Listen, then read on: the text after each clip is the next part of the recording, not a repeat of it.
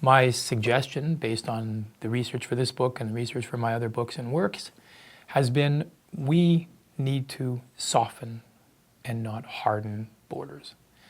Borders need to be permeable in the way that goods flow across borders on the basis of NAFTA.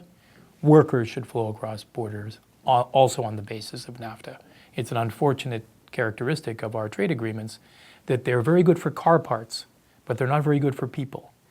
In the European Union, you can, if you're inside the Union, of course we're seeing right now what's happening on the outside of the Union, but if you're inside of the Union, you can work in all the countries of the European Union legally, with rights.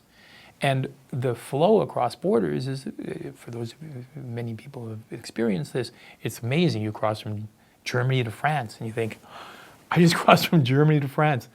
What these terrible walls that we've been setting up are doing, ironically, is that this population also might come from Mexico for a while, work for a while, and then miss home, as we all miss home. Miss the language, miss our friends, miss the family. And then when they want to go back, they run the same risk as when they want to come in. So a lot of people are in fact trapped inside of this country who would like to go back. One can imagine a situation whereby people would come for short periods of time, do punctual work for whatever reason, and then return. That's a smooth flow of labor, and free trade is built on that assumption. You go to where the labor force requires you. There are jobs. There are companies and individuals who are hiring people, and there are 12 to 15 million people who are undocumented in this country.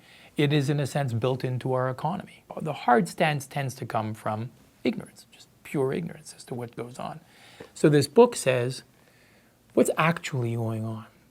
Who do we ask to find out what the actual situation is? Public defenders. They work with these people every day. And they my voice in here sounds mild by comparison. They fight the good fight every day. They work with these people. They know their plight. They know the horrendous consequences of criminalizing them. And they are adamantly against, virtually all of them, adamantly against the criminalization of migrants. Right now, if you build walls, people who are desperate are going to go around those walls, and you will not know who they are. People who are not desperate will come right through the border crossing. In Europe, there are border crossings. There are people who stand there and survey and police. They don't stop every single car, but if there's a reason to stop the car, they do. So, in a sense, you're far better off with open borders in this way than you are with closed borders in the way that it's being suggested. It is counterintuitive and wrong to think that by building walls you're somehow securing the population. It is exactly the opposite. There's another crucial issue that's never mentioned. If you're an undocumented immigrant and you're living in fear, something happens in your apartment complex, somebody screams late at night, what are the chances that you're going to call the police? You're terrified of it. You've been taught to fear authority. You've been taught to ensure that the spotlight of authority never shines on you. That's very negative.